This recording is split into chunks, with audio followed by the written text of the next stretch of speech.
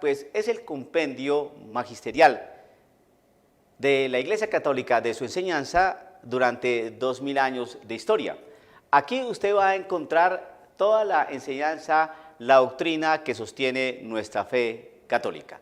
Por lo tanto, cuando usted encuentre algún hermano separado que empiece a desvirtuar la realidad de nuestra enseñanza, por ejemplo, que empiece a decir que María no es madre de Dios y que empiece a argumentarle con una teología bíblica pobre y raquítica, usted acude al Catecismo de la Iglesia Católica y encontrará fundamentación teológica, bíblica y patrística e histórica de cómo concebía la primera comunidad, las primeras comunidades cristianas a la Virgen María. Entonces, la Iglesia Católica en su posición teológica no es que empiece a decir cosas simplemente porque sí, porque unos cuantos curas sin oficio se les ocurrió decir y afirmar algunas cosas porque fueron muy inteligentes y muy brillantísimos. No, simplemente porque estos hombres pudieron, desde la perspectiva teológica, bíblica, con una realidad profunda en el análisis sobre la realidad mariana, en el ejemplo que estoy proponiendo, entonces pueden sostener teológicamente, bíblicamente, ¿no?, y desde la perspectiva histórica, la realidad de María dentro de la Iglesia. Y cuando el Catecismo de la Iglesia puede sostener, sin ningún tipo de ambigüedad, por qué María es tenida como Madre de Dios en la Iglesia, lo puede explicar. Eso es lo interesante del Catecismo de la Iglesia Católica. A mí me da mucha risa cuando un hermano separado empieza a decir que María no es Madre de Dios porque María no estaba antes que Dios, porque Dios estaba antes que María, porque María apenas es criatura. Entonces, esta posición bastante simple y de poca importancia intelectual o de mínima racionalidad, entonces da risa ese planteamiento. María es Madre de Dios por lo siguiente, porque existe fundamentación bíblica que así nos lo enseña. Por ejemplo, el Emmanuel, el Dios con nosotros. Entonces, la Virgen concebirá a un niño que será llamado el Emmanuel, que significa Dios con nosotros. Ese Emmanuel, ¿dónde estuvo? En el vientre de María. ¿Y ese Emmanuel cómo es llamado? El Dios con nosotros. O sea que ese Dios estuvo en el vientre de María, sí. Y lo que está en el vientre de una mujer, ¿cómo se llama? Hijo. Y si ese hijo es llamado el Emmanuel, es decir, el Dios con nosotros, María no es madre de ese Dios. Claro. Por cuestión teológica, pues cuestión de razonamiento lógico se puede entender. Ahora bien, ¿Jesucristo es hijo de Dios? Sí. ¿Y Jesucristo es Dios verdadero y hombre verdadero? Sí. ¿Y ese Dios verdadero estuvo en el vientre de María? Sí. Por lo tanto, María es madre de ese Dios verdadero. Punto. Con estos sencillos razonamientos, ¿no?, y elucubraciones teológicas, bíblicas, simplemente por utilizar dos, porque hay muchas más donde se puede referir seriamente por qué la Iglesia Católica dice que María es Madre de Dios. Por lo tanto, cuando vuelva a repetir, cuando algún hermano separado le venga con teologías, faltas de seriedad y de soporte teológico serio, descártelas.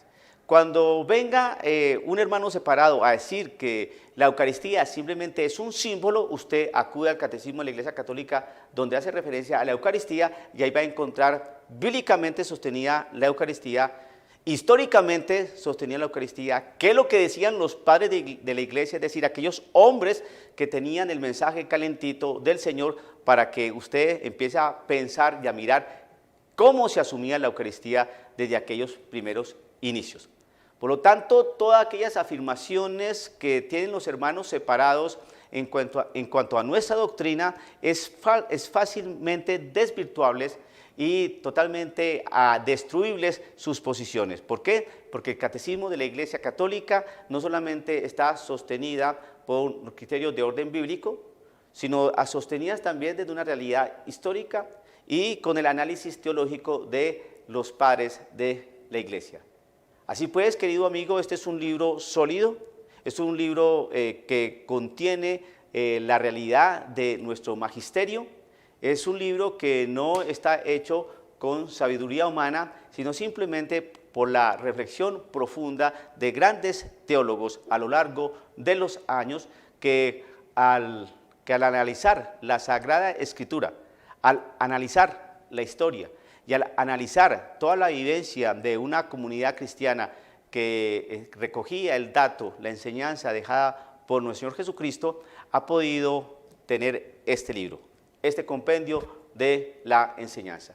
La teología protestante es bastante raquítica, porque solamente ellos se basan en la Sagrada Escritura. Entonces, como solamente se basan en la Sagrada Escritura, ¿cómo saber que lo que está ahí está bien interpretado? Entonces, cada pastor o cada teólogo de los grupos de iglesia van a decir que ellos la interpretan perfectamente. Entonces, por eso es cuando yo invito a el uso de la razón y a que tengan planteamientos serios y hagan preguntas serias a los hermanos protestantes. Por ejemplo, si nuestro Señor Jesucristo dejó una enseñanza en cuanto a cuál es el día del Señor, entonces, ¿por qué algunos dicen que el día del Señor es el sábado y otros dicen que es el domingo?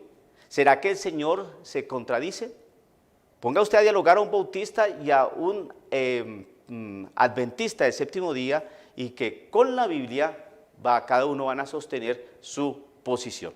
Entonces no nos vengan con ese cuento de que las iglesias protestantes están unidas y que todas confiesan a nuestro Señor Jesucristo como su único Redentor y Salvador, pero cada una tiene diferentes doctrinas. Es una cosa traída de los cabellos porque a ellos les falta razonabilidad en su teología. Tiene una teología bastante pobre, insuficiente, basada en una interpretación amañada, corta por parte de cada uno de los intérpretes bíblicos, y por eso este dice una cosa y por eso este dice otra, y eso Dios no lo puede negar porque es así.